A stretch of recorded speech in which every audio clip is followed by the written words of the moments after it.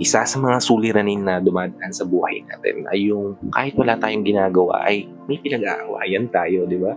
Hindi pong ang simple-simple ng mga bagay-bagay sa paligid natin nagiging reason pa yun para may pag-away sa atin yung partner natin. Maging topic sa misunderstanding yung dalawa, di ba? So, ang question dito kapatid, paano nga ba maiwasan yung pag-aaway? Kung interesado ka malaman kung ano-ano itong mga to, tara kapatid, pag-usapan natin yan.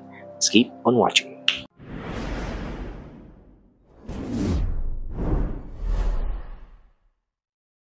Hi, I'm Gary Opimo at gumagawa ako ng mga videos na katulad nito para matulungan ka na maging best version ng sarili mo para maibigay mo yung best self mo syempre sa taong mahal mo. Kaya kung bago ka pa lang dito sa channel ko, please consider liking this video. Hit the subscribe button and the notification bell para lagi kang updated sa mga videos na katulad nito na i-upload pa natin sa inaharap. Actually kapatid, wala namang way para mahinto yung pag-aaway at all, diba? Mag-aaway at mag-aaway kayo. Normal yan sa relasyon. Pagdadaanan nyo talaga yan. Maliit na bagay man yung pag-aawayan nyo o malaki. Pero yung unusual na palagi na lang kayo nag-aaway, may solusyon dyan. Ito yung mga bagay na yan.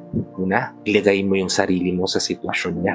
Hindi mo maiintindihan kung anong nangyayari sa kanya, kung bakit niya nagagawa yung mga bagay na nagagawa niya, kung bakit niya naiisip na gawin yung mga bagay na yun. Kung hindi mo ilalagay yung sitwasyon mo sa sitwasyon niya, hindi mo ilalagay yung paa mo sa mga sapatos niya, hindi mo titingnan yung point of view niya, diba? So para maiwasan yung pag-aaway, kailangan mong intindihin yung partner mo. At para magawa to, kailangan mo makita kung ano yung nakikita niya, maramdaman kung ano yung nararamdaman, at mailagay sa sitwasyon kung nasaan sang sitwasyon para makita mo kung ano yung root ng lahat-lahat.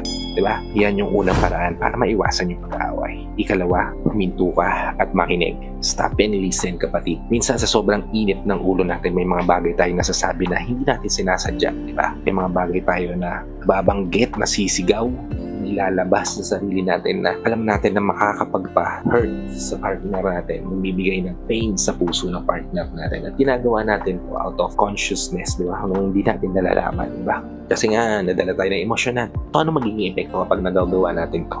Mas lumalala yung away, mas lumalala yung misunderstanding na imbis na maliit lang, lumalaki, di ba? So, what if hinto at makinig? Alamin kung ano yung mga dapat na solusyon sa problema. Pakinggan kung ano yung mga gusto niya sabihin. I-stop yung ego natin from bursting out and try to listen sa partner natin. That way kapatid, mas mapapanatag yung misunderstanding nyo at mas magkakaroon ng solusyon yung problema. Kailangan yung solusyonan. Okay? Ikatlo, accept your mistake.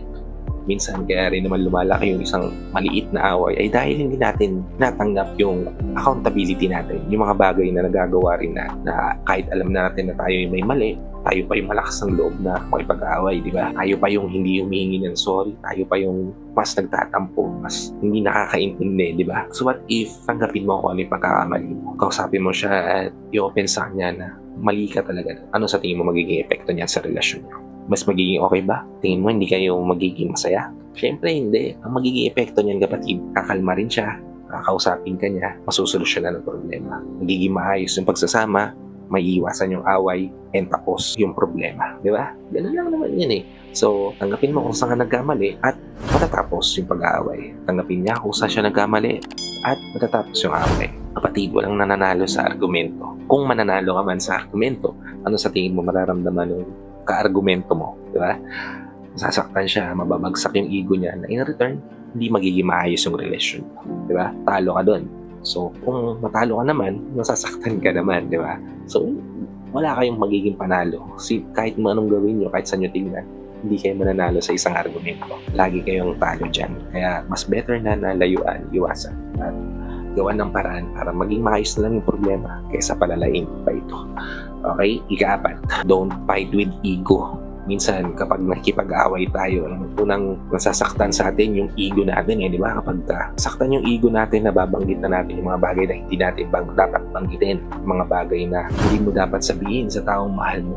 Mga masasamang salita na garantisadong susugat sa puso ng taong pinili mo, di ba? Kaya kapatid, iwasan mong makipag-away ng dahil sa ego mo. Diba? Kung nasaktan yung ego mo, kailangan mo nang huminto. Dahil kapag pinagpatuloy mo yan, mas lalala yung away, mas hindi maiiwasan yung gulo, at baka mas mauwi pa yan sa mas malalang sitwasyon. Diba? Paano maiiwasan yung away? Huwag pumasok dyan ng may ego na dalang-dala dyan sa puso. Okay? Ikalima, last but not least, diba? Instead of mag-aaway kayo, i-compliment mo na lang siya.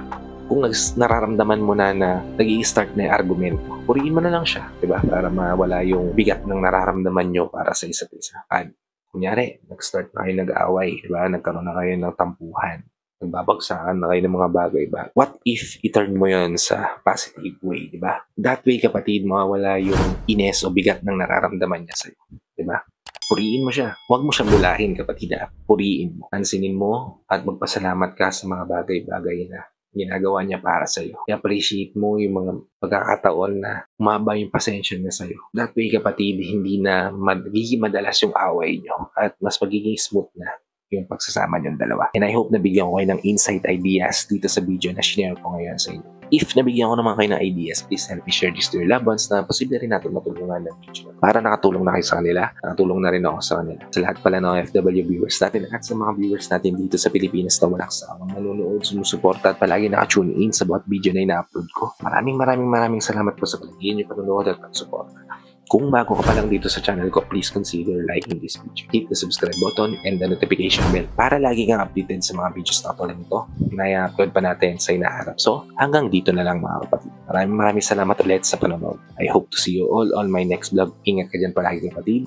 May God bless you and always protect you. Peace.